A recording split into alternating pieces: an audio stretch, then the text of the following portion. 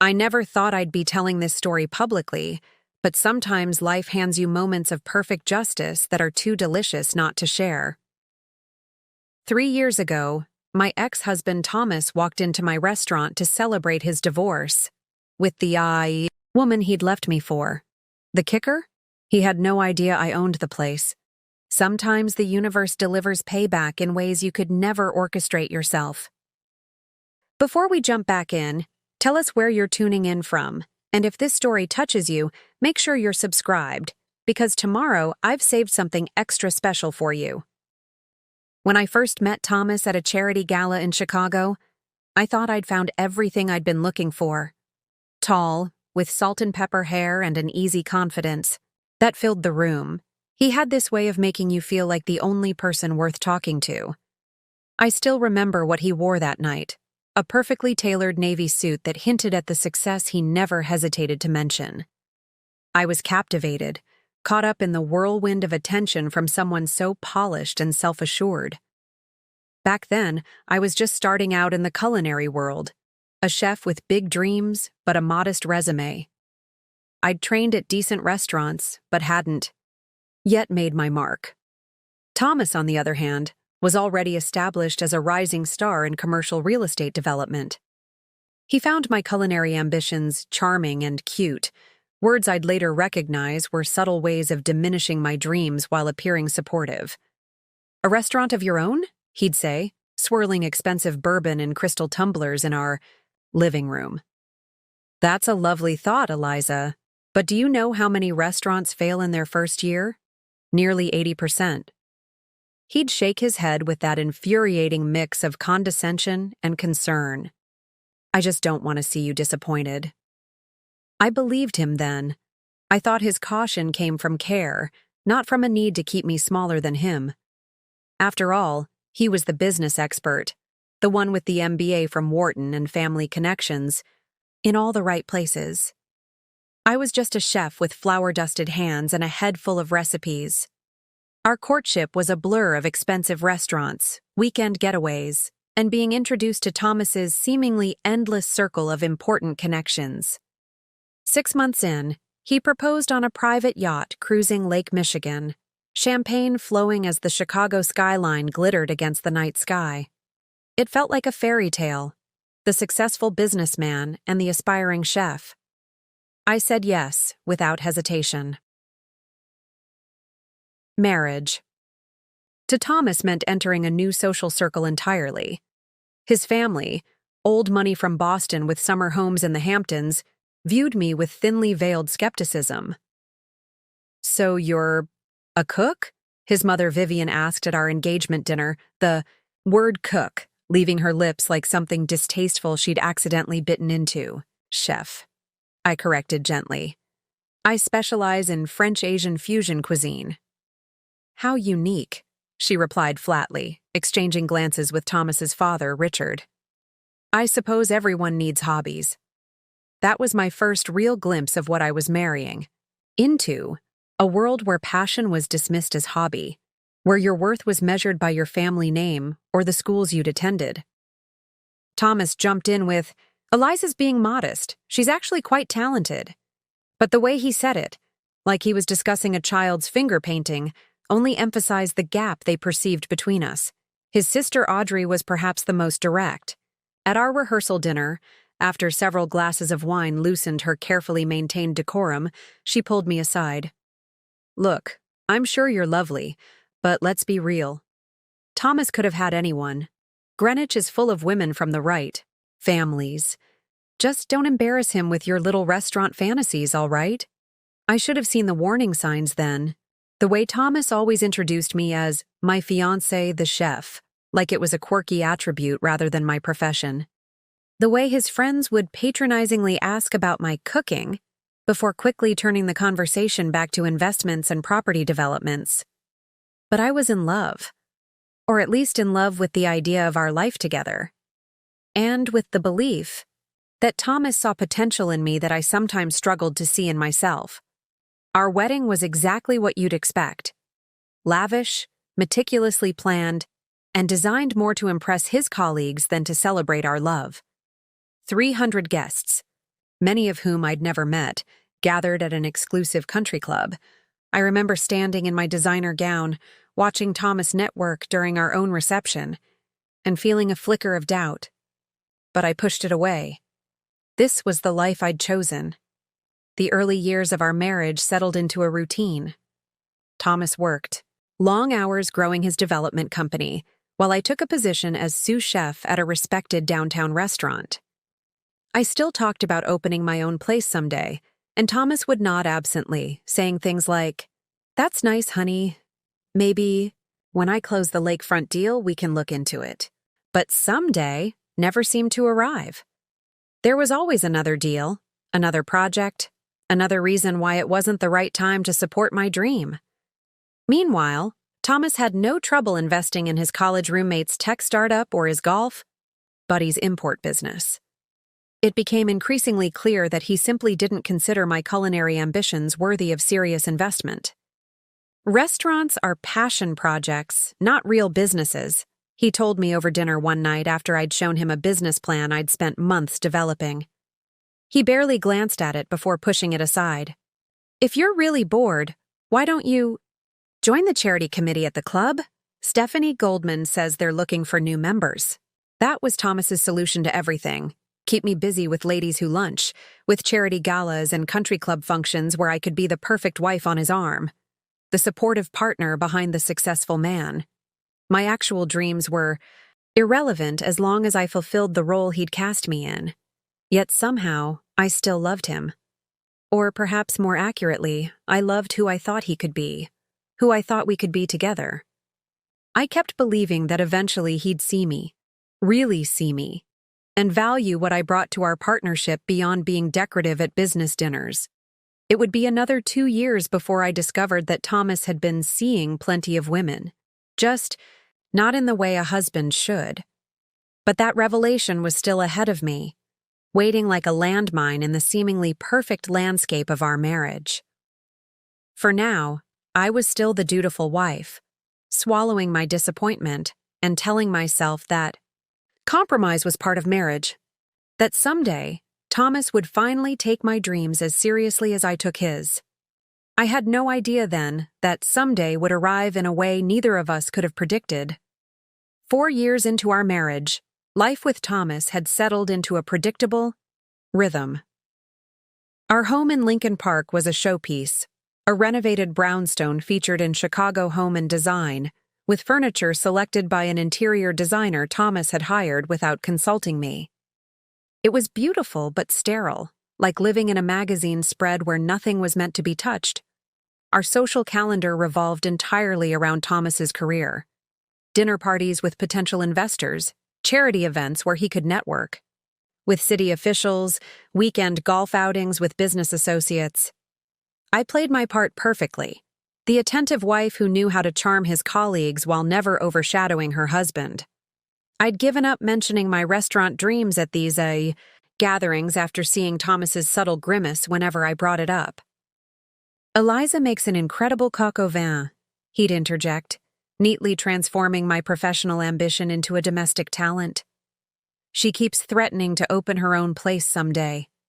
The way he said it, with that indulgent smile, made it clear to everyone listening that this was just a cute fantasy, like a child saying they want to be an astronaut.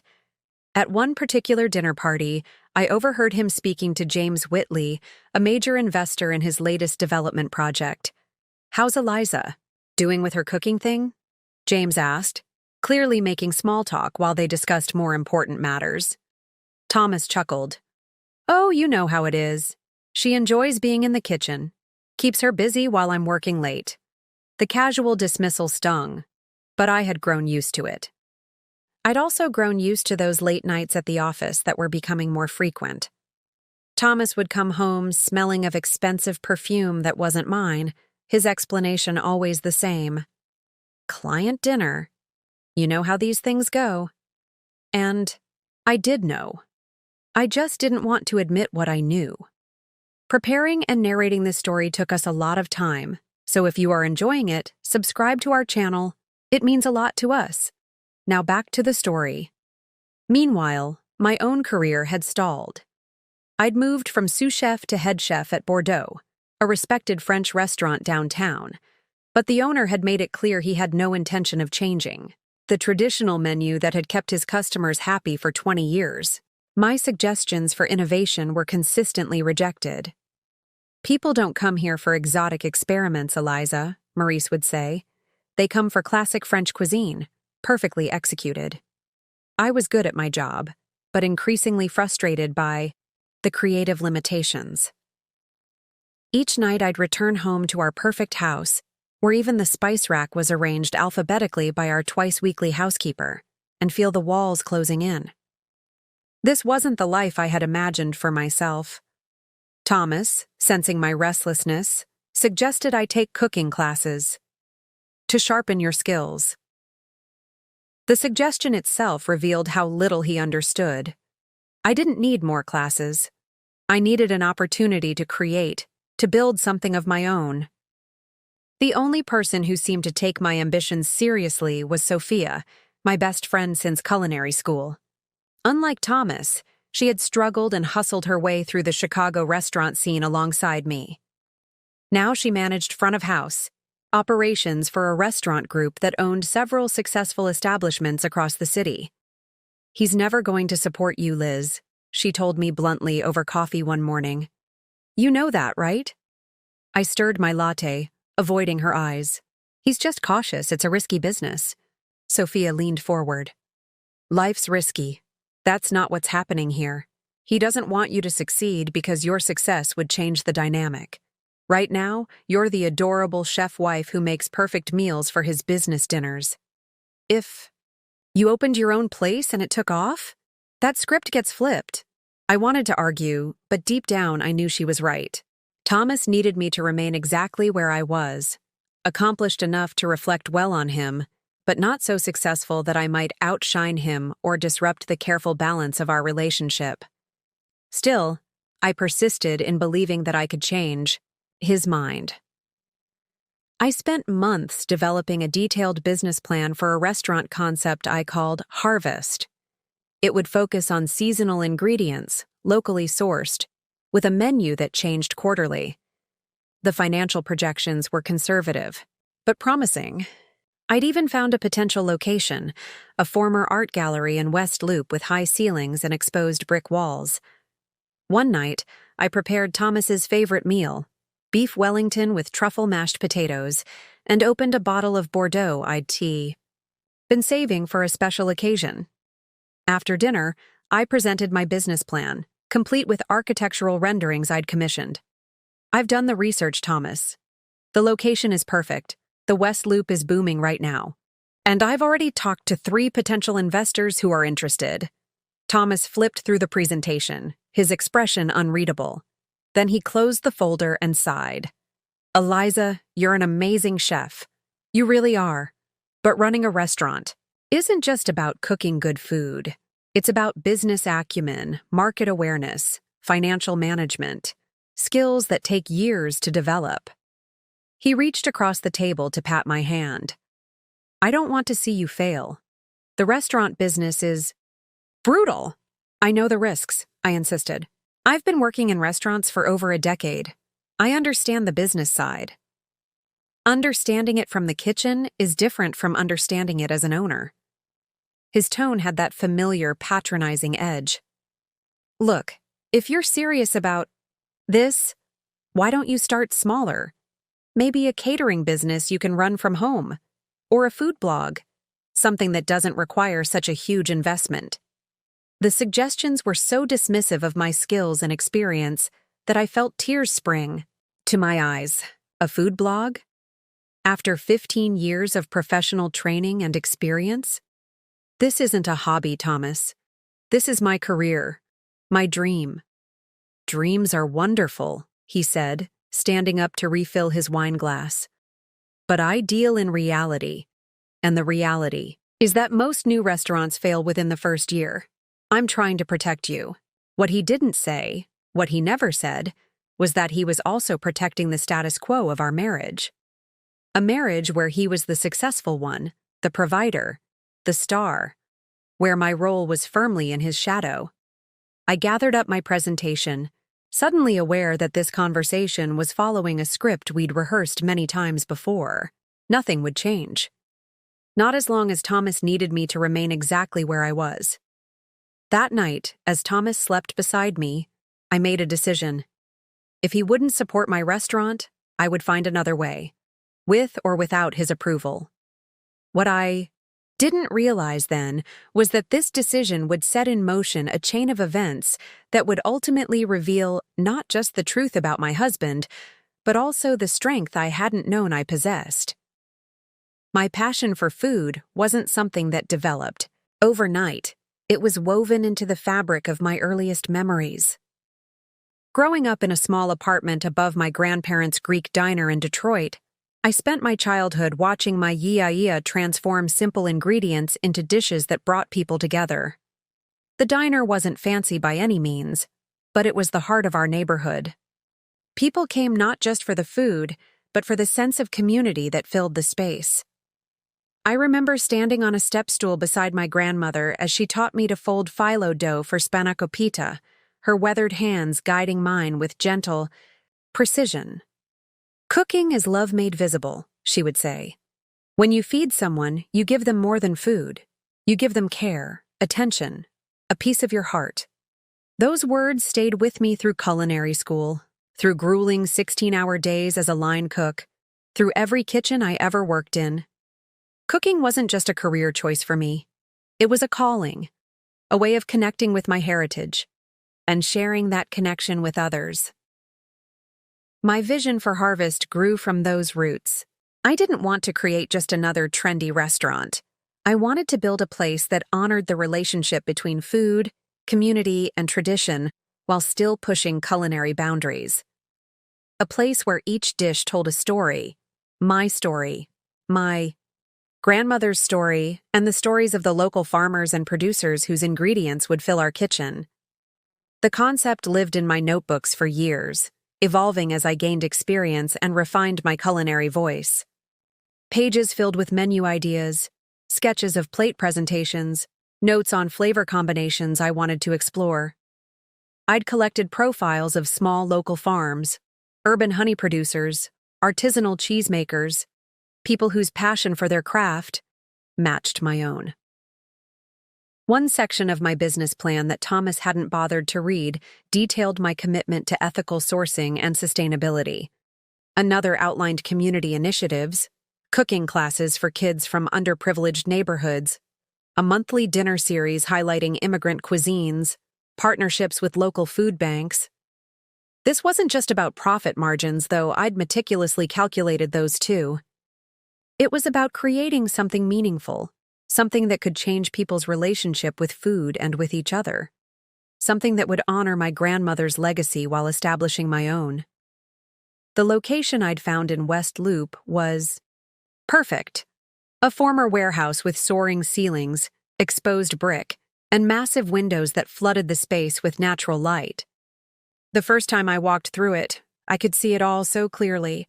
The open kitchen where diners could watch their meals being prepared, the long communal tables made from reclaimed wood, the wall of living herbs that would perfume the air and provide fresh garnishes for dishes. I'd sketched the layout a dozen times, refining the flow between kitchen and dining room, calculating the optimal number of seats to balance intimacy with profitability. I'd researched equipment costs, permit requirements, staffing needs. Every detail, every calculation, every aspect of bringing Harvest to life was documented in the business plan Thomas had dismissed so casually. But the heart of my dream wasn't in those spreadsheets. It was in the vision of what Harvest could be. A place where food wasn't just consumed but celebrated.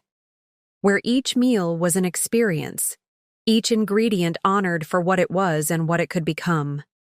I imagined myself in that kitchen, leading a team of passionate cooks pushing each other to create dishes that surprised and delighted our guests.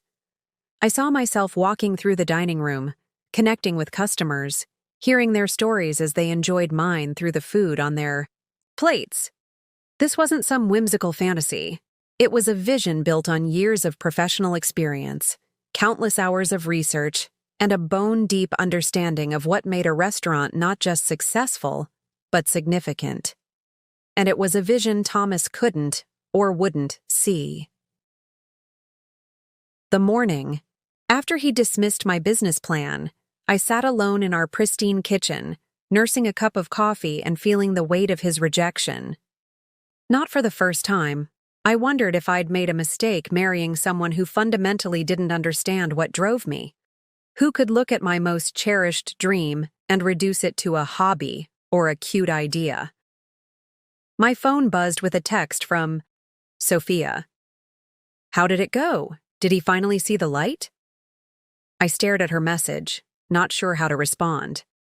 Should I admit that, once again, Thomas had patted me on the head and suggested I start a food blog instead?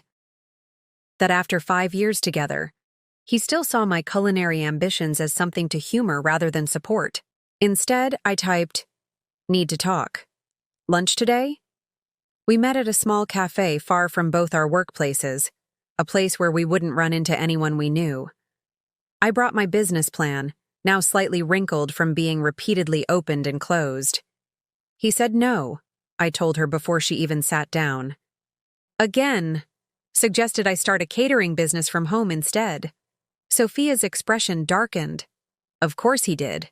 Heaven forbid you might actually succeed at something he can't control.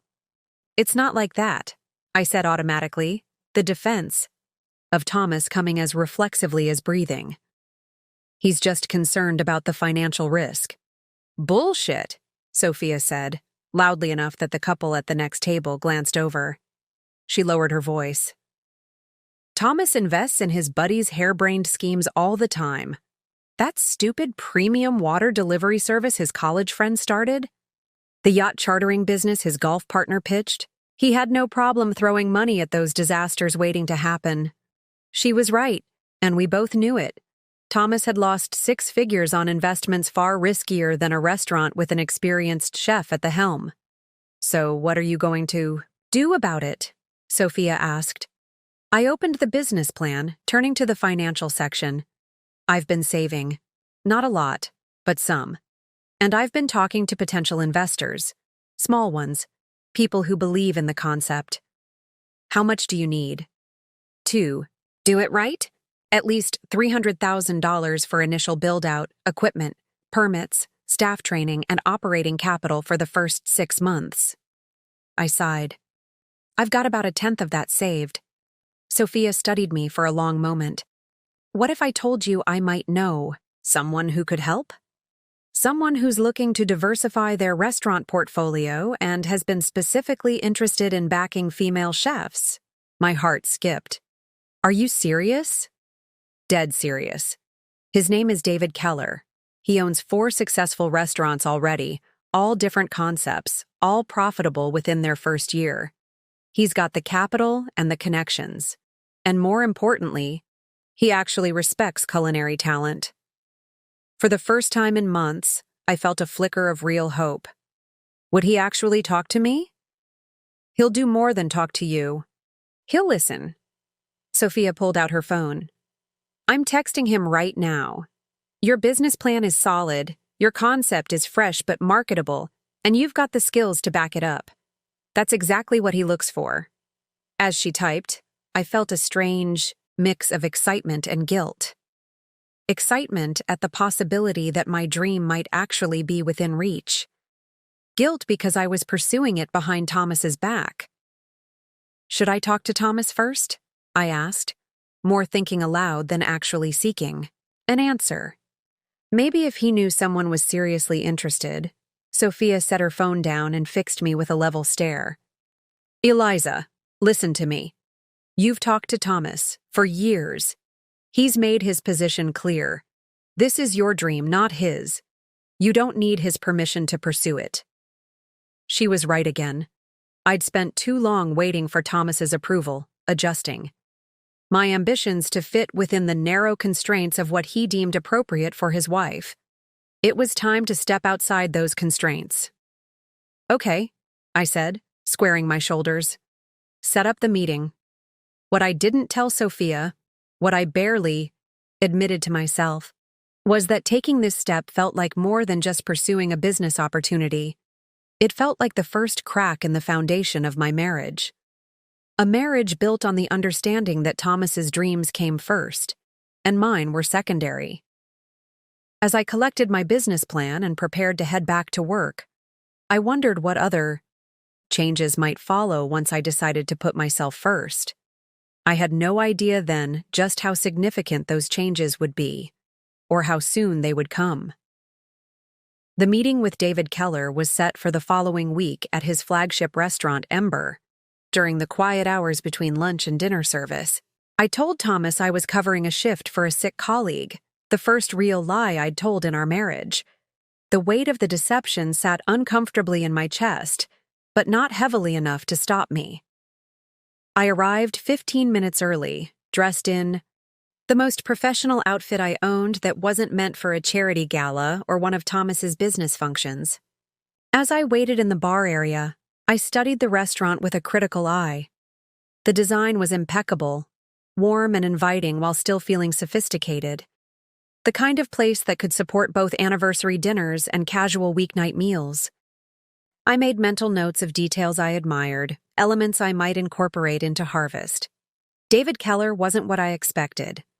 Based on Sophia's description of a successful restaurant investor, I'd imagined someone older, perhaps with the same polished, slightly intimidating aura that Thomas and his business associates cultivated.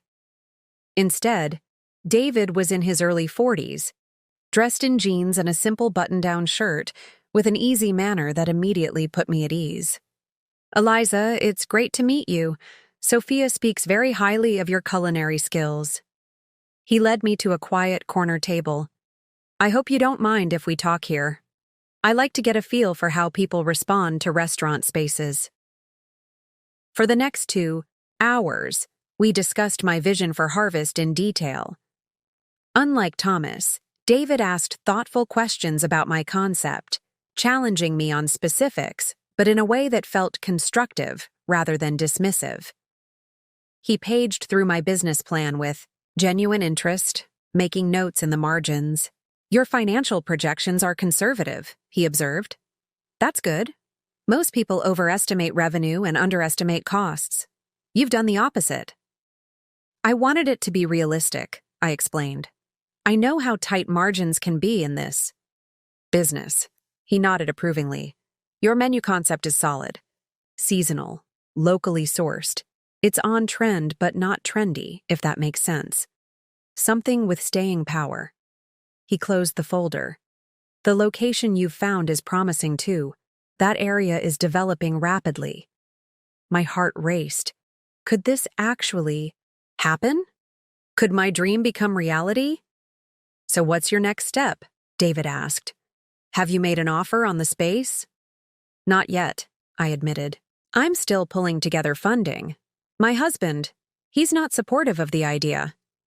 David's expression shifted slightly. "That complicates things.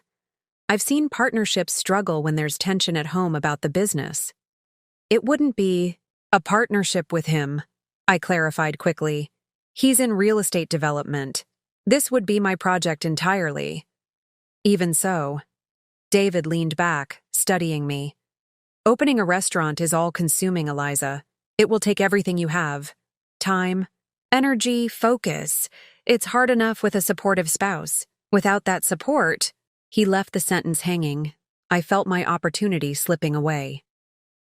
"I believe in this concept. I'm prepared to do whatever it takes." David seemed to consider this, then made a decision. "Let me be direct. I'm interested in what you're proposing. Your concept is solid, your experience is relevant, and Sophia vouches for your talent.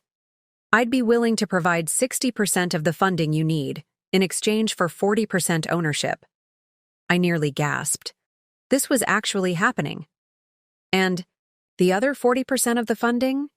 That's on you to secure. I recommend having at least 3 months of operating capital beyond your initial build-out costs.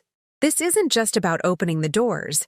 It's about staying open through the inevitable rough patches." We discussed details for another half hour. Timelines, next steps, potential challenges. By the time we shook hands, I felt simultaneously elated and terrified. This wasn't just a dream anymore. It was becoming real. Think it over, David advised as we parted. Talk to your husband. If this is going to work, you need to be all in. I nodded, knowing that the conversation with Thomas would be difficult but necessary. Perhaps seeing that a serious investor believed in me would change his perspective. Perhaps he'd finally understand that this wasn't a whim, but a viable business opportunity. I was wrong. That evening, I prepared Thomas's favorite meal again. This time, not as a prelude to asking for support, but as a cushion for delivering news. I waited until we'd finished eating, until he was relaxed with a glass of scotch, before bringing up my meeting with David. You did what? The warmth drained from his expression. You went behind my back to pitch your restaurant idea to a stranger? He's not a stranger. He's a respected investor in the restaurant industry. And I didn't go behind your back. I pursued an opportunity after you made it clear you weren't interested. Thomas set his glass down with deliberate control. Eliza, we discussed this. I thought we agreed it wasn't the right time. No, Thomas. You decided it wasn't the right time. I never agreed. He stared at me as if seeing me for the first time. So you just… what? Decided to ignore my concerns, my expertise, to pursue this regardless of the impact on our lives, our finances, our future. This is my career, Thomas. Not a hobby or a phase or whatever you've convinced yourself it is. I've spent 15 years working toward this goal. And I've spent our entire marriage trying to protect you from making a terrible mistake. His voice rose. Do you have any idea how many restaurants fail? How grueling the hours are? How thin the margins? Yes, I said evenly. I do. I've been working in restaurants since I was 18. I know exactly what I'm getting into. He scoffed. Working in them isn't the same as owning one. You're being naive. I'm being ambitious, I countered. Which seems to only be a problem when it's my ambition and not yours. That hit a nerve. Thomas stood up, pacing our dining room like a caged animal. This isn't about whose ambition matters more. This is about making smart decisions. That space you've been obsessing over. Do you know why it's available? Because the last 3 businesses that leased it failed within 18 months. I hadn't known that, and the information knocked me slightly off balance. The area is developing now, the demographics are changing, and the property taxes are skyrocketing. Thomas ran a hand through his hair. Look, I'm in real estate. This is literally what I do for a living. That location is a money pit. And this investor of yours, what does he really want? 40% ownership for 60% funding? That's highway robbery. It's a standard arrangement for the industry, and he believes in the concept. Oh, I'm sure he believes in something. Thomas's tone turned nasty. A pretty young chef with stars in her eyes. I wonder what he really wants from this partnership. The insinuation stung. That's unfair. David is professional and well-respected. This is purely business. Is it? Then why the secrecy? Why lie about where you were going today? I faltered. Because I knew you'd react exactly like this. You've never taken my career seriously, Thomas. Not once in our entire marriage. That's not true. I've supported your work at Bordeaux. Supported it? You treat it like a cute little job that keeps me occupied until you need me to host a dinner party for your clients or attend a charity function to make you look good. The words tumbled out, years of resentment finding their voice. You've never seen me as your equal, just as an accessory to your success. Thomas's face darkened. That's ridiculous. I married you because I respect you, because I love you. You love the idea of me, I said, the realization crystallizing as I spoke it. The accomplished chef wife who knows her place, who doesn't, compete with you, or challenge you, or outshine you. Now you're being hysterical. He dismissed me with a wave of his hand. This isn't about our marriage. This is about you making a reckless financial decision. It's my decision to make. Not if you expect me to bail you out when it fails." The words hung in the air between us, revealing a truth I hadn't wanted to see. Thomas truly believed I would fail. Not because the concept wasn't sound or because the industry was challenging, but because he didn't believe I was capable of success on my own. "I don't expect anything from you," I said finally. "Except perhaps the basic respect of a husband for his wife's dreams. But clearly, that's too much to ask." Thomas's expression hardened. "If you do this, if you pursue this restaurant against my explicit advice, you're doing it alone. I won't put our financial security at risk for your vanity project." "My vanity project?" I echoed in disbelief. "Is that what you think this is?" "I think it's you trying to prove something. To me, to my family, to yourself.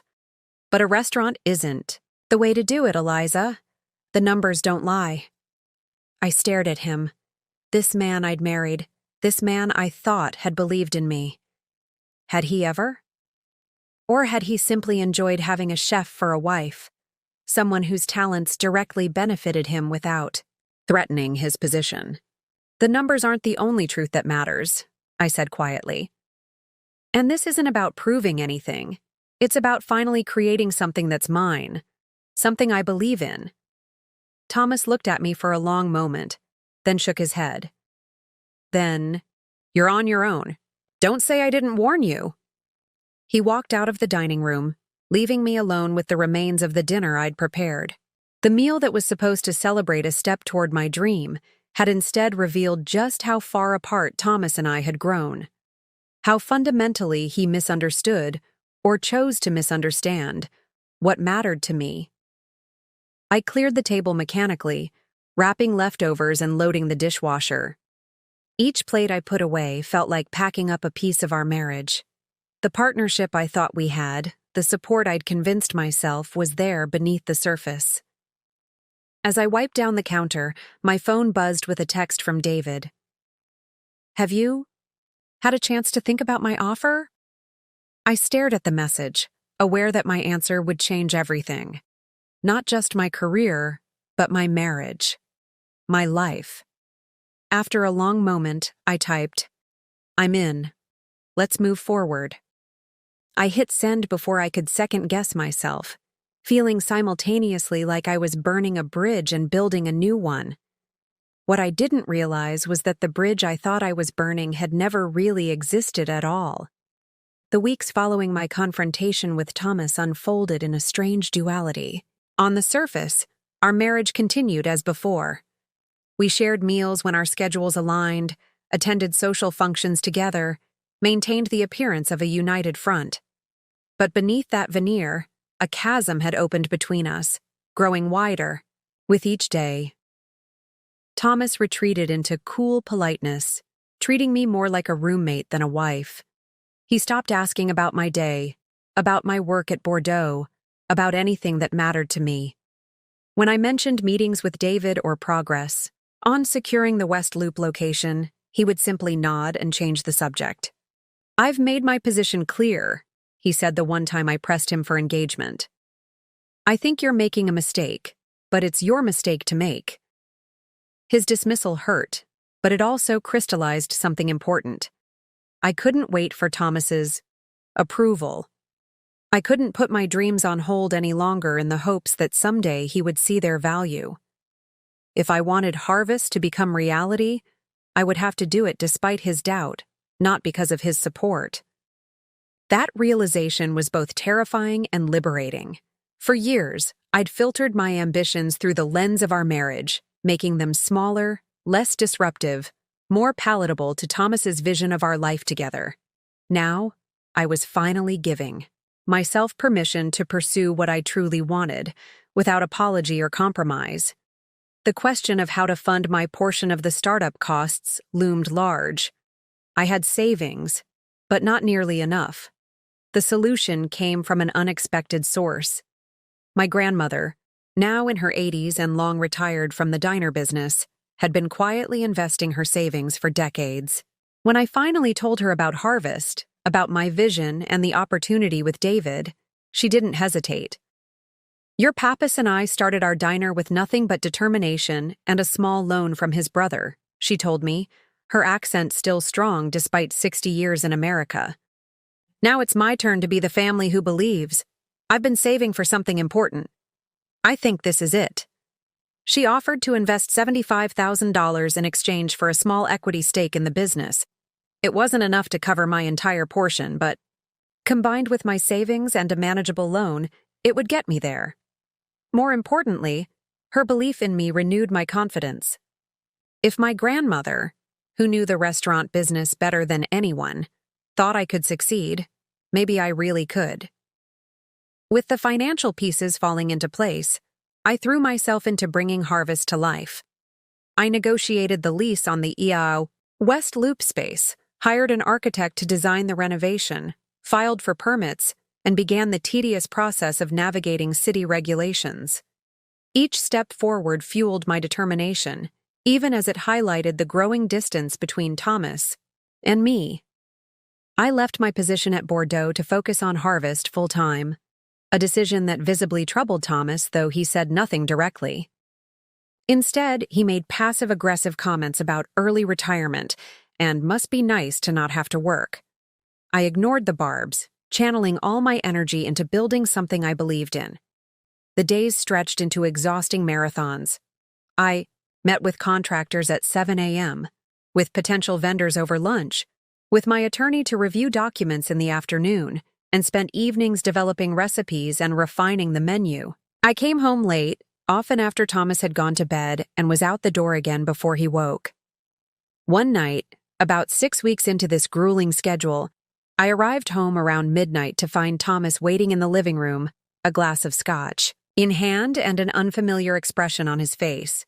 "What time is your meeting tomorrow?" he asked without preamble. I set down my bag, trying to recall my schedule. "I'm meeting the equipment supplier at 9. Why?" "Just wondering when you might have time to discuss our marriage." His tone was casual, but the words landed like stones. "Since you seem to have time for everyone except your husband these days." "That's not fair, Thomas. You know how much work goes into opening a restaurant." "Do I? You've barely spoken to me in weeks. You're out the door before sunrise and home. After I'm asleep. For all I know, you could be having an affair." The accusation struck me as absurd given my exhausting schedule, but there was something in his expression, a flicker of something beyond anger or resentment, that gave me pause. "Is that what you think? That I'm cheating on you?" He looked away. "I think you've chosen your restaurant over our marriage, and I'm beginning to wonder why I'm still here, waiting for scraps of your attention." The hypocrisy was breathtaking. For years, I had accommodated Thomas's demanding career, arranged my schedule around his, supported his ambitions while setting mine aside. Now that the roles were reversed, he couldn't tolerate it for even 2 months. "That's rich, coming from you," I said, too tired to filter my words. "How many dinners have I eaten alone because you were working late? How many weekends have I spent by myself while you networked on the golf course? How many times have I rearranged my life to fit yours?" That was different. "Why? Because your career matters and mine doesn't?" He drained his glass. "Because my career benefits us both. This restaurant fantasy of yours, what does it do for us as a couple? For our future?" In that moment, I saw with perfect clarity the fundamental disconnect between us.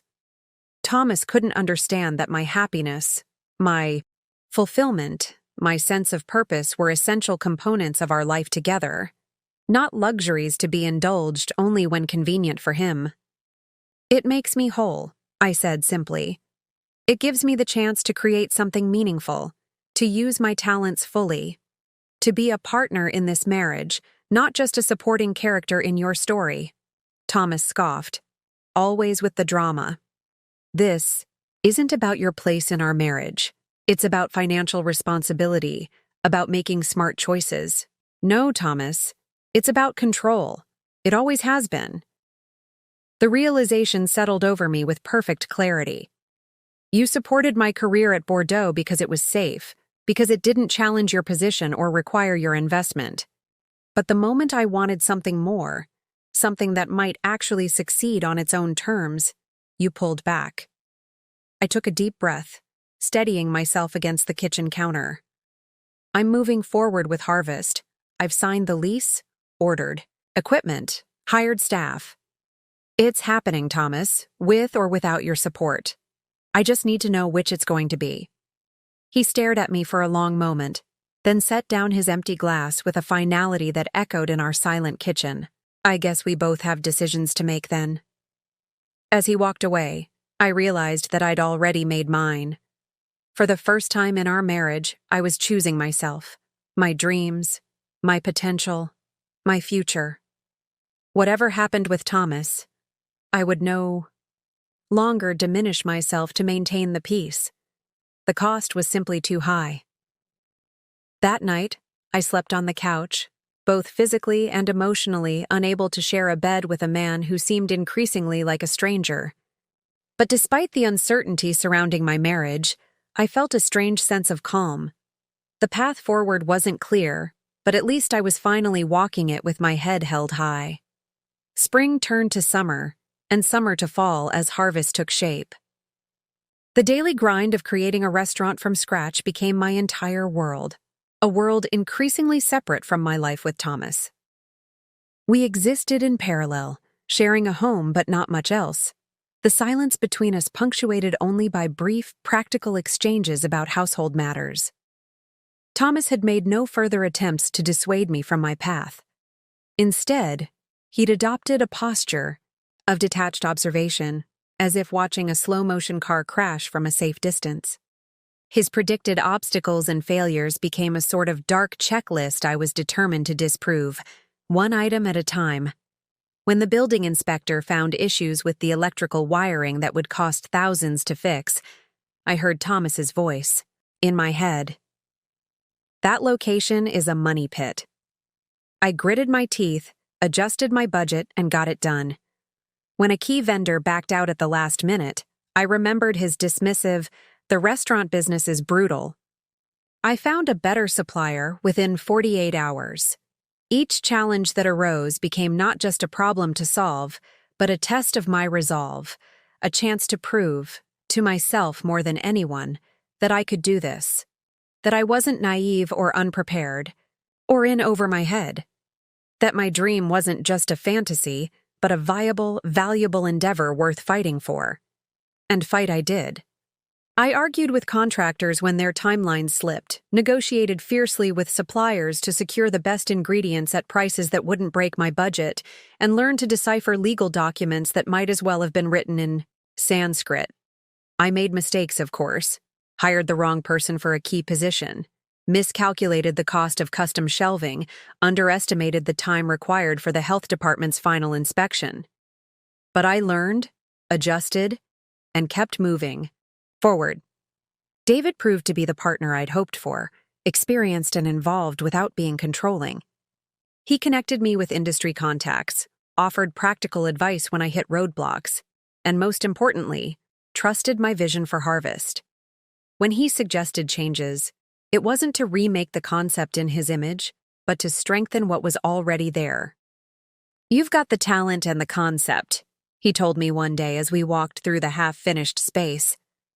"My job is just to help with the business side so your food can shine. That's the part that matters." His confidence in me was a constant counterpoint to Thomas's doubt, a reminder that my dream wasn't foolish or impractical but worthy of investment and belief. As opening day approached, the restaurant began to embody the vision I'd carried for so long. The renovation transformed the raw space into something warm and inviting. Exposed brick walls softened by plants and natural wood, large windows that flooded the dining room with light, an open kitchen where guests could watch the orchestrated dance of cooking. The communal tables I'd dreamed of were handcrafted from reclaimed oak, each one unique with its own grain patterns and history. The menu evolved through countless tastings and refinements. I hired a small but talented kitchen staff, many of whom I'd worked with before at Bordeaux or other restaurants around the city. Together, we perfected dishes that showcased local ingredients in ways that honored their essence while creating something new. Lake trout with foraged mushrooms and preserved lemon, heritage pork with apple cider reduction and roasted root vegetables, seasonal tarts and pies made with fruit from small family orchards. There was a special joy in this creation, in watching abstract ideas take physical form. Each day brought new progress: tables delivered, kitchen equipment installed, wine inventory cataloged, staff trained. Even the setbacks and frustrations couldn't diminish the thrill of building something real from nothing but determination and vision. Through it all, my marriage continued its slow, silent disintegration. Thomas and I became expert navigators of our shared space, rarely crossing paths except in carefully choreographed moments when we played the roles of husband and wife for the outside world. We attended his work functions and family events together, smiling for photos and making small talk that never touched on anything real. There were nights when I returned home, exhausted but exhilarated by progress at the restaurant, and found myself wanting to share the day's victories with someone who cared. In the early years of our marriage, that would have been Thomas. Now, those moments of connection happened with my staff, with David, with Sophia, everyone except my husband. One evening, about 2 weeks before our scheduled opening, I came home to find Thomas's car gone and a note on the kitchen counter. Business trip to New York, back Thursday. No explanation, no details, no request to call or check in. Just another indicator of how far we'd drifted apart.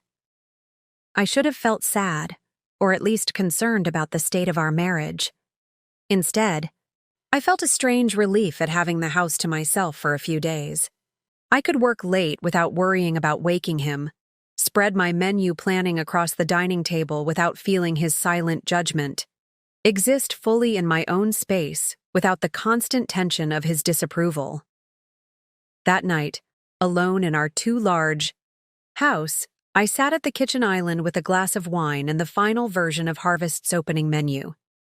Each dish represented months of testing and refining, each ingredient carefully sourced from producers I'd personally visited.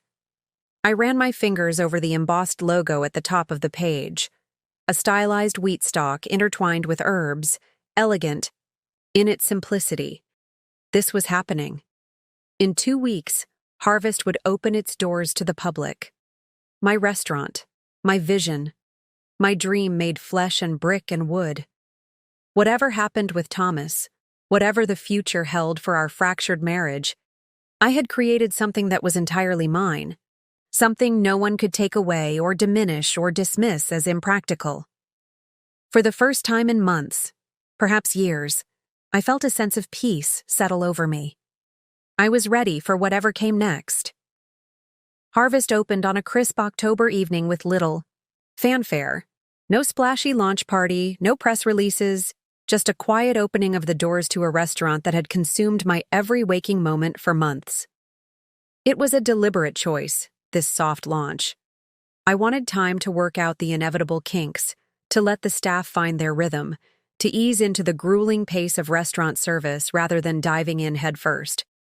Thomas returned from his New York trip the day before our opening, but he made no mention of it and I didn't bring it up. Our conversations had become so minimal, so focused on logistics and schedules, that discussing something as significant as the realization of my dream seemed oddly out of place. So I simply told him I'd be working late for the foreseeable future, and he nodded as if I'd commented on the weather. That first week was exactly as challenging as I'd expected. Despite all our preparation, there were glitches. The point-of-sale system crashed twice, a refrigerator malfunctioned, a key server called in sick during the Saturday dinner rush. But there were triumphs too, a table of serious food critics who cleaned their plates and ordered dessert, a local farmer who teared up when he saw his produce featured in our signature dish, a regular from Bordeaux who tracked me down to say, "This is what you were meant to do." By the end of the second week, word was spreading. We were fully booked for weekend dinners, and weeknights were filling up. A popular food blogger posted an enthusiastic review, complete with gorgeous photos of our seasonal tasting menu. The Chicago Tribune's restaurant critic had made a reservation under a fake name, which sent our kitchen into a frenzy of perfecting every detail. Through it all, I maintained a strange silence at home about Harvest's growing success. It wasn't a deliberate deception, not exactly. But after years of having my ambitions dismissed, there was something oddly satisfying about achieving this milestone without Thomas's knowledge or approval. It felt like a private victory, one that belonged solely to me. That changed one morning in late October, when I came downstairs to find Thomas reading the Tribune's dining section over his coffee. I froze in the kitchen doorway, watching as he scanned the page where the critic's glowing review of Harvest took up half the space, complete with a photo of me in the kitchen, focused intently on plating a dish. "Apparently, Chicago has a new culinary star," Thomas said without looking up, his voice carefully neutral. "4 stars on your first review. That's quite an achievement." I poured myself coffee, unsure how to respond. Was he being sincere? Sarcastic? The distance between us had grown so vast that I could no longer read him with any confidence. "Thank you?" I said simply, deciding to take his words at face value. "The critic seems especially impressed by your commitment to local producers." He folded the paper, finally meeting my eyes. "He calls your approach a masterclass in terroir-driven cuisine and says Harvest is destined to become a Chicago institution." There was something unfamiliar in Thomas's expression. Not quite pride, not quite resentment, but a complicated mix of emotions I couldn't decipher. "The staff deserves most of the credit," I said, downplaying my own role out of habit. "They've been incredible." Thomas studied me for a moment. "Why didn't you tell me it was going so well?" The question caught me off guard. "Would you have cared?" "Of course I would have cared," he said, sounding genuinely offended. "You're my wife. This is important to you." "Is it?" I set my coffee down. "Because for the past year, you've made it very clear that you thought this whole endeavor was a mistake, that I was being naive or impractical or whatever word you chose that day to dismiss my dream."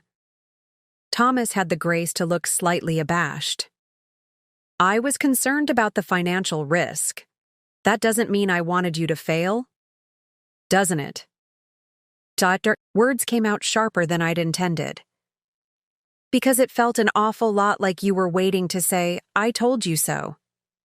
He sighed, running a hand through his hair in a gesture so familiar it made my heart ache for the closeness we'd once shared.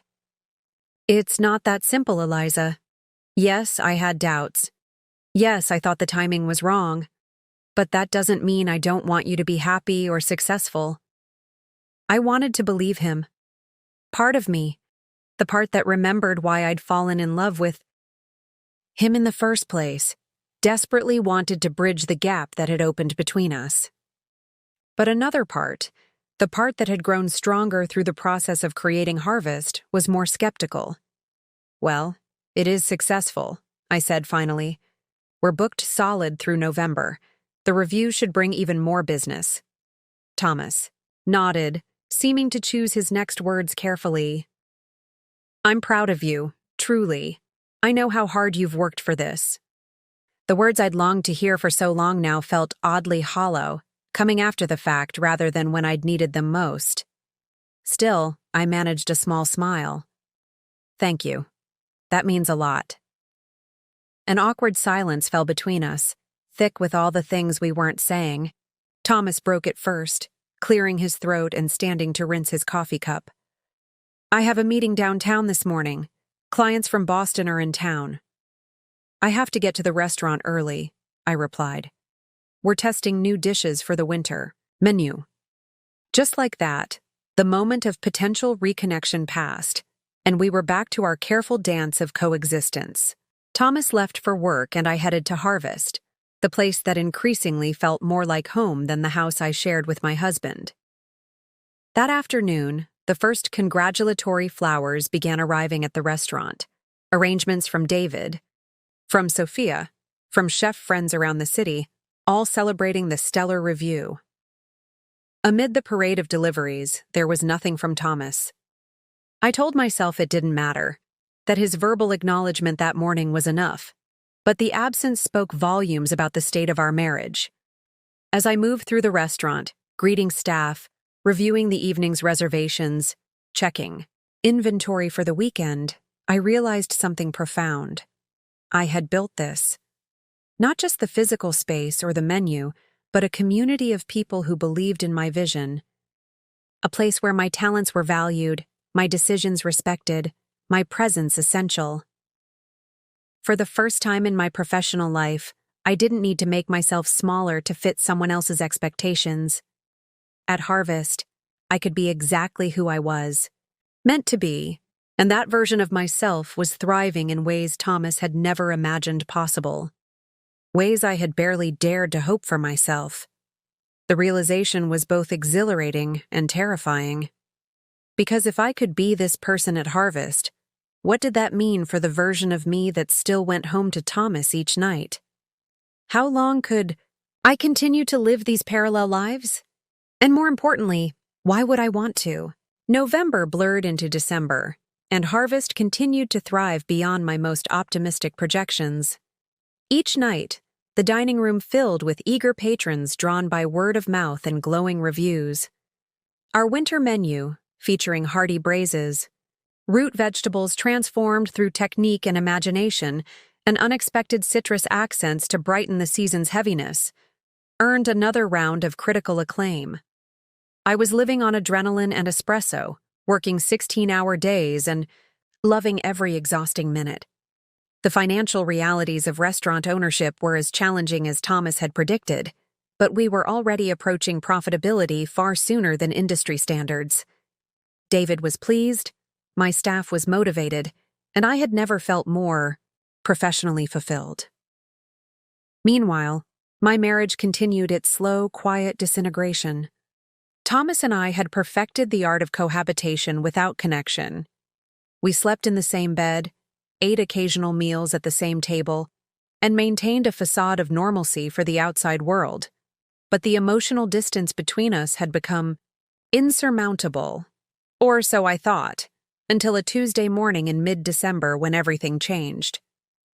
I was at Harvest early, reviewing invoices in the quiet before prep began, when my phone buzzed with a text from a number I didn't recognize. "Is this Eliza? You should know your husband isn't in Boston for work. He's at the Palmer House with his assistant Vanessa, room 718. I thought you deserved to know." I stared at the message, reading it 3 times before its meaning fully registered. Thomas had left the day before for what he'd described as a 3-day business trip to Boston. I hadn't questioned it. His travel schedule had always been extensive, and in recent months, I'd been almost grateful for his absences. But now, my hands shook slightly as I set the phone down. The rational part of my brain suggested this could be a mistake or a cruel prank. But another part, the part that had registered Thomas's increasingly late nights, unexplained weekend meetings, and the growing emotional gulf between us, knew, with sickening certainty, that it was true. Thomas was having an affair. I thought I'd feel devastated, heartbroken, overcome with grief and betrayal. Instead, what washed over me was a strange, detached calm. As if the final piece of a puzzle had clicked into place, revealing a picture I'd known was there all along but hadn't allowed myself to see clearly. I didn't confront him immediately. I needed time to process, to decide how to respond.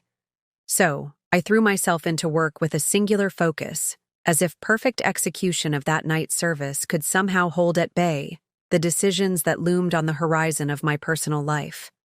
It was during that night's dinner rush, as I supervised the pass and called out orders to my focused, efficient kitchen staff, that I overheard a server mention a last-minute reservation that had been added to our fully booked evening. Table 15 specifically requested the chef's tasting menu with wine. "Pairings," she told the sommelier. "It's a celebration. Divorce finalized today." I thought nothing of it. Harvest had become a popular spot for all kinds of celebrations, until I glanced out into the dining room during a brief lull and froze. Sitting at table 15, looking relaxed and happier than I'd seen him in months, was Thomas. And across from him, gazing adoringly at his face, was a woman I recognized from his office holiday party last year, Vanessa Mitchell, his 30-something executive assistant, whose competence and loyalty he'd praised on multiple occasions. They weren't in Boston. They weren't even trying to hide. They were celebrating in my restaurant. The shock of it almost made me laugh. Of all the restaurants in Chicago, Thomas had chosen Harvest for this moment. Whether it was arrogance, obliviousness, or simply that my connection to the restaurant was so insignificant to him that he'd forgotten it entirely, I couldn't say. But the irony was almost too perfect. Chef? My sous chef's voice broke through my momentary paralysis. The halibut for table 9? I snapped back to the present, pushing aside the storm of emotions threatening to overwhelm me. Right. 2 halibut, 1 duck, fire now. For the next hour, I moved through service on autopilot, stealing glances at table 15 whenever I could. Thomas and Vanessa were clearly intimate, touching hands across the table, sharing bites from each other's plates, leaning close to exchange words I couldn't hear but could imagine all too clearly. They ordered champagne. They looked at each other with the kind of heated intensity I hadn't seen from Thomas in years, and they had no idea I was watching. The server assigned to their table approached the pass, looking uncomfortable. Chef, table 15 would like to compliment the kitchen on the tasting menu. The gentleman said it's the best meal he's had in Chicago. The irony was exquisite. Did he now? Tell me, has he been here before? The server hesitated. I don't think so. He mentioned it was his first time, but that a colleague had recommended it highly. Of course, Thomas hadn't even bothered to read the glowing reviews of Harvest that had appeared in every major Chicago publication. Hadn't connected the dots between the restaurant and his wife. In his mind, our worlds were so separate that it hadn't occurred to him that his celebration might take place in the very space created by the woman he was betraying. I made a decision in that moment, one that probably should have required more thought but felt absolutely right. Please inform table 15 that the chef would like to personally present their dessert course, and ensure they have a full pour of the dessert wine pairing. The server nodded and hurried back to the dining room. I turned to my pastry chef. Emma, I need the chocolate soufflé tart for table 15 plated perfectly. I'll be delivering it myself. She raised an eyebrow but didn't question me. In the controlled chaos of a professional kitchen, you learned quickly not to ask why, just to execute.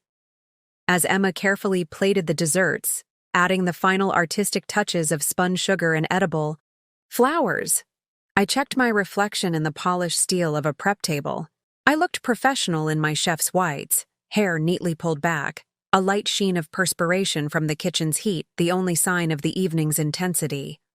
Thomas hadn't seen me in my element before, had never visited Harvest, never witnessed me commanding a kitchen, creating food that people now traveled across the city to experience. He was about to get a very different perspective on the wife he'd so easily dismissed. I picked up the carefully plated desserts, nodded to my sous chef to take over the pass, and pushed through the swinging doors that separated the kitchen from the dining room. Table 15 was directly in my line of sight, Thomas's back to me as I approached. This was it. The moment when 2 worlds that Thomas had kept carefully separate were about to collide spectacularly. And I couldn't wait to see his face when they did. I moved through the dining room with practiced grace, the elegant dessert plates balanced perfectly as I navigated between tables. Several regulars nodded in recognition. It wasn't uncommon for me to emerge from the kitchen to greet patrons, but tonight I had eyes only for table 15. Vanessa saw me first. She was mid-laugh at something Thomas had said, her hand resting casually on his, when her gaze drifted over his shoulder and landed on me. The recognition was immediate. We'd met at company functions, exchanged pleasantries while she hovered attentively near Thomas. Her smile froze, then dropped entirely as confusion clouded her features.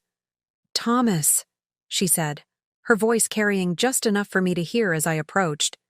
"Isn't that—" He turned, following her gaze, and the transformation of his expression would have been comical under different circumstances. Shock, confusion, disbelief, and finally, dawning horror washed over his features in rapid succession. "Good evening," I said, my voice steady and professional as I reached their table. "I'm Chef Eliza Blackwood.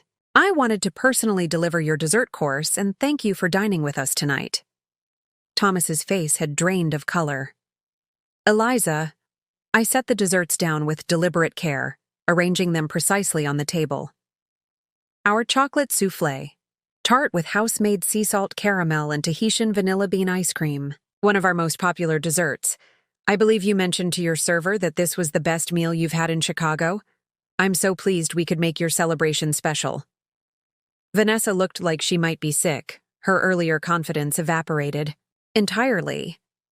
"I didn't know," she began, then stopped, clearly unsure what to say. "Didn't know what?" I asked, my tone pleasant, but my eyes locked with hers.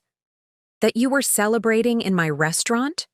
Or that you were celebrating with my husband?" The tables nearby had grown quiet, diners sensing the tension even if they couldn't hear our exchange. I maintained my professional demeanor, but I could feel heat rising in my cheeks. "Eliza, this isn't—" Thomas started, then faltered. "Because—" Really, what could he say? "This isn't what it looks like?" When it was exactly what it looked like. I smiled tightly. "Please, enjoy your dessert." The kitchen put extra care into it, knowing it was for such a significant occasion. I leaned in slightly, dropping my voice. "Though I'm curious, Thomas, when exactly was our divorce finalized? I seem to have missed that detail." His jaw tightened. "We need to discuss this privately." "Do we? Because it seems you've made this very public already." I gestured subtly around the restaurant. "Celebrating your supposed divorce in a venue owned by your not-yet ex-wife isn't exactly discreet." Vanessa pushed her chair back slightly. "I should go. Please don't leave on my account," I said with faux graciousness. "You've paid for the full experience. It would be a shame to miss the finale." Thomas's expression hardened from embarrassment to anger. "Enough, Eliza. You've made your point." "Have I?" I arched an eyebrow, because I'm not sure what point that would be. That my husband is a liar? That while I was building this business, the one he insisted would fail, he was busy pursuing other interests? Or perhaps that the extent of his faith in me was so minimal that he didn't even realize this successful restaurant everyone's talking about was mine. Around us, the ambient noise of the dining room had returned, but several nearby patrons were sneaking glances our way. Thomas noticed and lowered his voice to a harsh whisper. "This is completely unprofessional. We can discuss our personal issues at home." I almost laughed. "Unprofessional? That's rich coming from someone sleeping with his executive assistant." I turned to Vanessa. "No offense. I'm sure you're very good at your job. Jobs. Plural." Vanessa flinched, and for a brief moment, I felt a twinge of guilt. She wasn't the one who had made vows to me, but the feeling passed quickly, replaced by cold anger. "Eliza, please," Thomas hissed. "People are staring." "Are they?" I hadn't noticed. I straightened, adjusting my chef's coat. "Perhaps they're just admiring the dessert. It truly is exceptional. I developed the recipe myself during all those evenings you were working late." Thomas's eyes darted around the room, his discomfort growing visibly with each passing second. The veneer of confident control he typically wore was cracking, revealing the self-centered coward beneath. "I didn't know this was your restaurant," he said finally, as if that somehow excused everything else. "Clearly. Which is telling, isn't it? You were so certain I would fail that you didn't even bother to pay attention when I succeeded. I leaned in closer. But everyone else has been paying attention, Thomas. The critics, the diners, the industry, everyone except my husband. Vanessa abruptly stood, gathering her purse. I need to use the restroom. She hurried away, clearly eager to escape the tension at the table.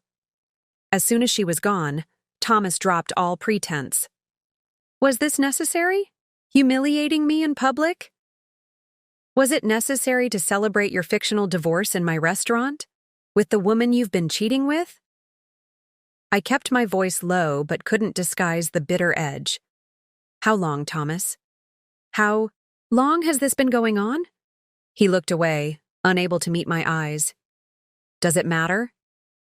It matters to me, I said, my professional facade slipping for the first time. I deserve to know exactly how much of our marriage has been a lie. Thomas sighed, suddenly looking weary rather than defiant. 8 months. But things between us were already— Don't you dare blame this on me, I cut him off. Don't you dare suggest that your affair was somehow justified because I was busy building something meaningful. Something you never believed in. Around us, the dining room continued its normal rhythm, but I was acutely aware of how easily this private drama could become very public. I needed to regain control, to handle this with the same precision I brought to my kitchen. I straightened, taking a deep breath. Your dessert is getting cold. I suggest you enjoy it, then pay your bill. And leave. We can discuss the details of our actual divorce tomorrow. Thomas stared at me, a mix of emotions I couldn't quite decipher crossing his face. And if I want to talk now? This is my restaurant, Thomas. My domain. You don't make the rules here. I gestured to the elegant space around us, filled with diners enjoying the fruits of my labor, my vision. For once in our relationship, you're on my turf, and I'm asking you to leave. As I turned to walk away, he reached for my wrist. Eliza? I froze, looking pointedly at his hand until he released me. Enjoy your dessert, Thomas. It's the last thing you'll ever taste from my kitchen. I maintained my composure as I walked back to the kitchen, my spine straight, my expression neutral. The professional mask I'd perfected over years in high-pressure kitchens served me well now, concealing the storm of emotions raging beneath the surface. Only when I pushed through the swinging doors, away from the curious eyes of diners, did I allow myself a moment of weakness. I need 5 minutes, I told my sous chef, my voice surprisingly steady. Can you handle the pass? She nodded, concern, evident in her eyes but professional enough not to ask questions. I slipped into my small office, closed the door, and pressed my forehead against the cool wall, finally allowing the reality of what had just happened to wash over me. My husband was celebrating a divorce we hadn't yet had, with his mistress, in my restaurant. The sheer audacity of it was almost impressive.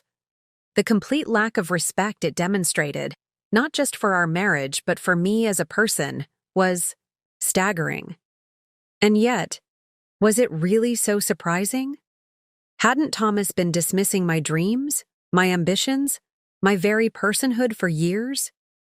The affair was simply the culmination of a pattern that had been evident from the beginning, if only I'd had the clarity to see it.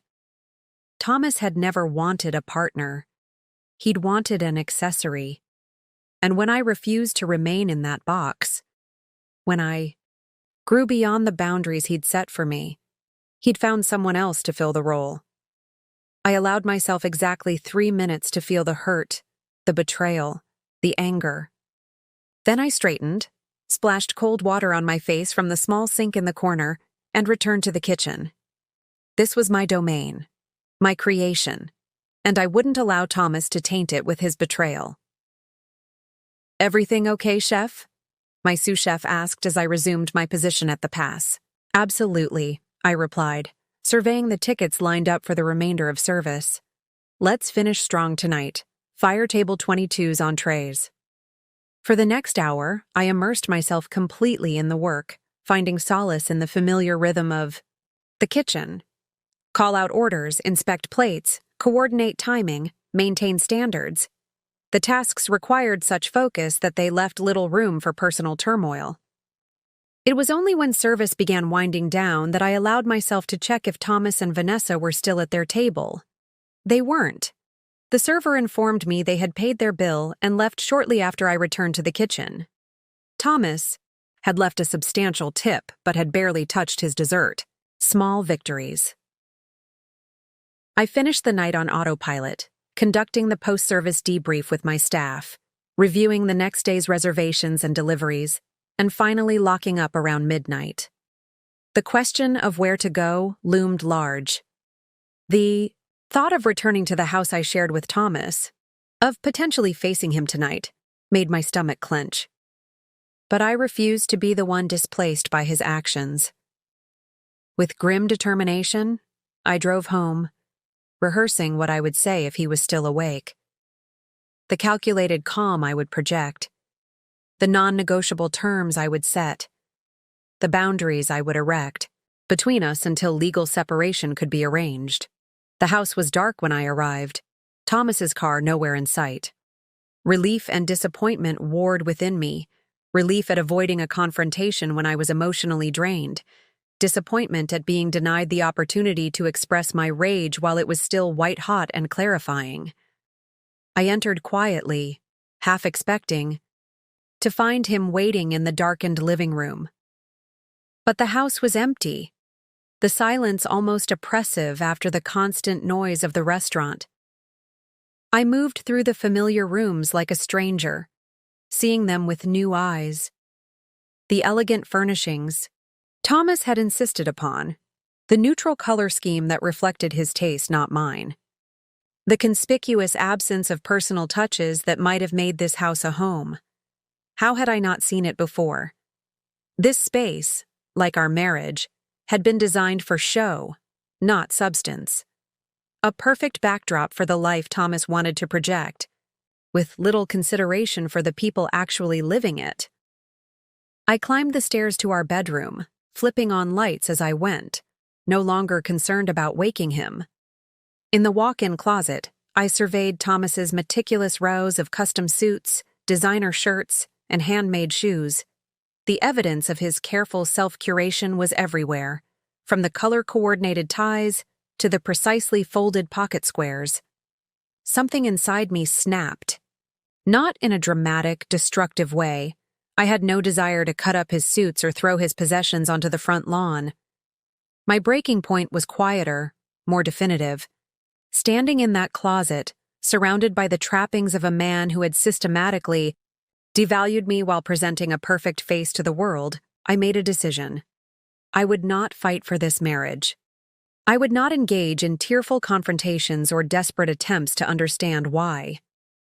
I would not grant Thomas the drama he might expect, the opportunity to explain or justify or mitigate his betrayal. Instead, I would do what I had learned to. Do at Harvest. Take control of my own narrative. Set my own terms. Create my own definition of success. I pulled out my phone and texted Sophia. "Can I stay at your place for a few days? We'll explain tomorrow." Her response was immediate. Of course. Key under the flower pot. Wine in the fridge. No questions until you're ready. I packed a suitcase with methodical efficiency. Clothes, toiletries, important documents. As I zipped it closed, my wedding ring caught the light, a glittering symbol of promises broken.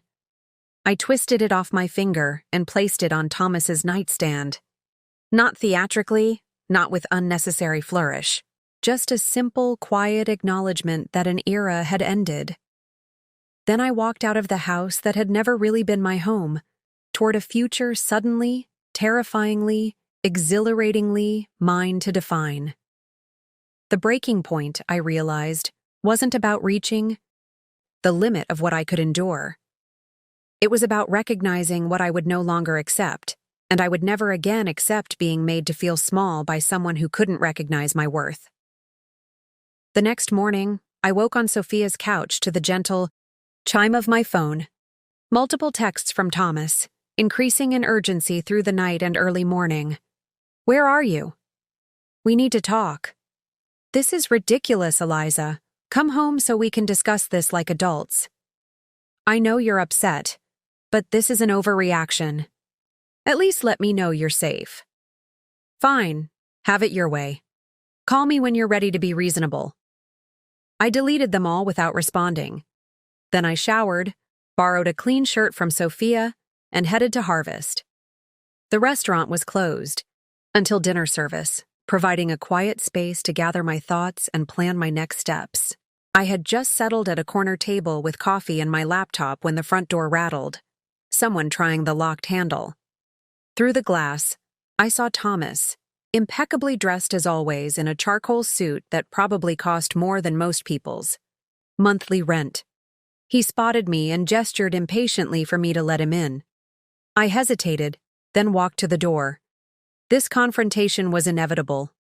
Better to have it here, on my territory, than anywhere else. What do you want, Thomas? I asked as I unlocked the door. He stepped inside, glancing around the empty restaurant as if seeing it for the first time, which in many ways, he was. We need to talk. I think you did enough talking last night. Celebrating our non-existent divorce with your mistress was quite the statement. He had the grace to look uncomfortable. That was unfortunate timing. Unfortunate timing? I echoed incredulously. Is that really your take on this situation? Thomas ran a hand through his perfectly styled hair, a rare gesture of discomfort from a man who prided himself on always appearing in control. Look, Eliza, I know how this looks. It looks like my husband is having an affair with his assistant and was celebrating being free of me in the restaurant I built despite his constant discouragement. I locked the door behind him. Am I missing anything? You're making this more dramatic than it needs to be, he said, his tone slipping into the condescension I'd grown so accustomed to. Yes, Vanessa and I have been seeing each other. Yes, it was wrong not to tell you first. But let's be honest, our marriage has been over for months. We've been living separate lives. This was inevitable. The audacity was breathtaking. Our marriage has been over since you decided it was, without bothering to inform me. That's not inevitability, Thomas. That's cowardice. He stiffened. I tried to talk to you about our issues. You were always at the restaurant, always putting your work first. What did you expect? I expected basic respect. I expected honesty. I expected the man I married to support my dreams the way I supported his for years. I gestured around the restaurant. And speaking of my work, what do you think of Harvest now that you've actually experienced it? Still think it was a naive fantasy destined to fail? Thomas had the decency to look slightly abashed. The restaurant is impressive. The food was exceptional. I didn't realize how successful it had become.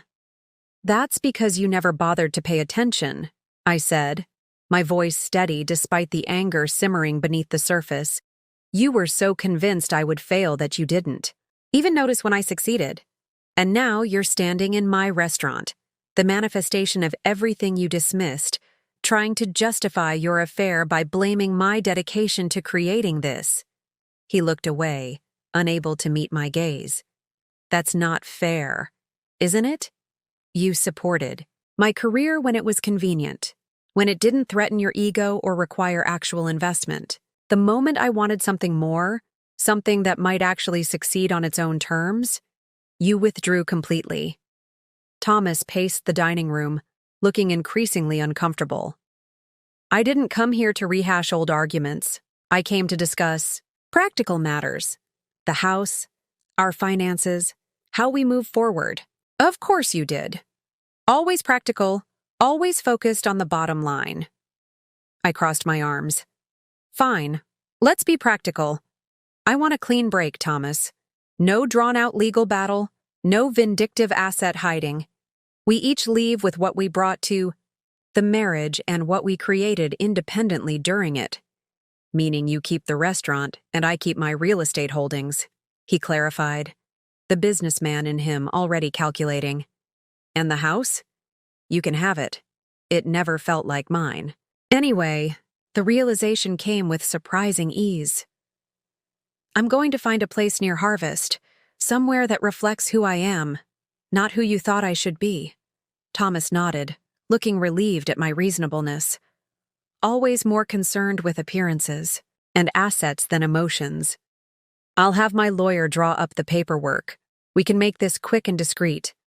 I'm sure that would be more convenient for you and Vanessa. I couldn't resist the dig. Hard to celebrate your divorce when you're not actually divorced yet. He had the grace to wince. About last night, I truly didn't know Harvest was your restaurant. If I had, I never would have. That's almost worse, Thomas. You were so disconnected from my life, my accomplishments, that you didn't even recognize my restaurant when you were sitting in it. I shook my head. Do you know what the real irony is? If you had believed in me from the beginning, if you had supported my dream instead of dismissing it, we might not be standing here now. Your lack of faith didn't just hurt our marriage, it revealed its fundamental flaw. Thomas was silent for a long moment, and I could see the realization dawning in his eyes. Not regret for the affair, perhaps, but recognition of the opportunity he had missed. The partnership that could have been if he had seen me as an equal rather than an accessory. The restaurant really is extraordinary, he said finally. You should be proud. I am proud, I replied. Not just of Harvest, but of myself for building it despite every obstacle, including you. The truth hung between us, undeniable and transformative. In that moment, we both understood that the end of our marriage wasn't just about his infidelity or my ambition. It was about a fundamental misalignment of values, a failure to see and honor each other's true selves. And standing there in the restaurant he had dismissed but could no longer deny, I felt not just anger or vindication, but a profound sense of freedom. The revelation wasn't just that Thomas had betrayed me. It was that I no longer needed his approval, his support, or his presence in my life. I had outgrown him long before he had cheated on me. And that, perhaps, was the most liberating revelation of all. The weeks following that confrontation with Thomas unfolded with surprising efficiency. True to his word, he had his lawyer draft fair divorce papers, likely motivated more by the desire to start his new life with Vanessa than by any sense of generosity. I had my own attorney review everything, signed where indicated, and just like that, 8 years of marriage were legally dissolved with little fanfare. I moved into a loft apartment a short walk from Harvest, a bright, airy space with exposed brick walls and large windows that flooded the rooms with natural light. Unlike the pristine showcase home I'd shared with Thomas, this place reflected my personality from the first day. Cookbook-lined shelves, mismatched vintage kitchenware, collected over years, vibrant textiles from my travels, plants thriving on every windowsill. For the first time in years, I was surrounded only by things that brought me joy. Sophia helped me settle in, bringing housewarming wine and much-needed perspective. You know what's ironic? She said as we unpacked boxes one evening. Thomas always insisted your restaurant would fail, but it was your marriage that couldn't survive his lack of faith. She was right. The divorce that Thomas and Vanessa had prematurely celebrated became reality, but Harvest continued to thrive. I poured all my energy into the restaurant, expanding the menu, mentoring my staff, building relationships with local producers. Work became not an escape, but a canvas for self-expression, a daily affirmation of my worth and vision. The story of Thomas celebrating his divorce at my restaurant eventually leaked. These things always do in a city like Chicago. A server, who witnessed the confrontation, shared the tale with a friend who told someone else, and soon it had taken on the quality of urban legend. I neither confirmed nor denied the details, letting the story find its own life in the city's gossipy restaurant circles. Surprisingly, the whispered narrative only enhanced Harvest's reputation.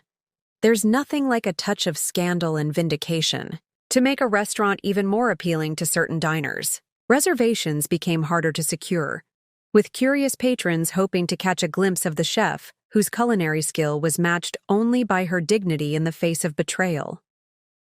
Thomas and Vanessa left Chicago 6 months after our divorce, relocating to Boston for what he described in a terse email as an exciting new opportunity. I suspected the move had as much to do with escaping the whispers that followed them around certain social circles as with any professional advancement. His departure should have felt significant, but in truth, I barely registered it. My life had expanded beyond the boundaries of his influence long before he physically removed himself from my city. 1 year to the day after the night Thomas and Vanessa dined at Harvest, David proposed expanding our concept to a second location. The original restaurant was consistently booked weeks in advance, our reputation solid, our finances strong. It was time to grow. "You've proven every doubter wrong," he told me as we reviewed potential locations for the new space. "Including yourself." He was right about that last part. Despite the outward confidence I'd projected throughout my battle with Thomas over opening Harvest, some small part of me had internalized his doubt, had wondered if perhaps he was right about my inexperience, about the risks, about the likelihood of failure. That whisper of uncertainty had been silenced by a year of undeniable success, not just financial, though that was certainly sweet, but the deeper satisfaction of creating something true to my vision that brought genuine value to others. My grandmother visited from Detroit to celebrate the announcement of our expansion. At 83, she still moved with the purposeful efficiency of someone who had spent decades in professional kitchens, and her palate remained impeccable. She sat at the chef's table during a busy service, watching with evident pride as I directed my kitchen team through a flawless dinner rush. "You know what this reminds me of?" she said afterward as we shared a glass of wine in my office. "The first time I saw you fold phyllo dough by yourself. You were maybe 7, standing on that step stool, your little face so serious with concentration. I knew then you had the touch, the passion. But this..." She gestured toward the now quiet kitchen. "This is beyond what even I imagined for you." Her words meant more than any critical acclaim or financial success. She had been the first to believe in my talent, the one who had invested in my dream when Thomas dismissed it. Her faith had been unwavering, even when mine faltered. "I couldn't have done it without you, yeah, I told her, squeezing her weathered hand. She shook her head firmly. "No, Pethy Mo, you did this. You had the vision and the courage to fight for it. All I did was see what was already there." That night, after my grandmother had gone to her hotel and the restaurant was locked up tight, I lingered in the dining room, watching the play of moonlight across the tables where thousands of meals had been shared, thousands of moments of connection created through my food. I thought about the journey that had brought me here, not just the practical steps of business plans and bank loans, but the emotional evolution from a woman who sought external validation to one who trusted her own vision implicitly. Thomas's betrayal had been painful, yes, but it had also been clarifying, burning away the last illusions about our marriage and forcing me to recognize my own strength. In trying to diminish me, he had inadvertently pushed me to claim my full potential. In celebrating what he thought was my failure, he had instead witnessed my ultimate triumph. I smiled at the empty restaurant, at the space I had created from nothing but determination and belief. Some might call what happened with Thomas and Vanessa that night karma or poetic justice. But I had come to see it as something simpler and more profound, the inevitable reckoning that comes when you refuse to be made small by someone else's limitations. The restaurant that Thomas had dismissed as a fantasy had become my reality, and in the process, had revealed a version of myself I might never have discovered within the confines of a marriage built on conditional support and veiled dismissal. Sometimes, I realized, the most unexpected celebrations lead to the most meaningful transformations. And in the end, that's what this story is really about. Not revenge or vindication, but the quiet, steady reclamation of one's own power. One place setting, one perfectly executed dish, one authentic choice at a time. Up next, you've got 2 more standout stories right on your screen. If this one hit the mark, you won't want to pass these up. Just click and check them out. And don't forget to subscribe and turn on the notification bell so you don't miss any upload from us.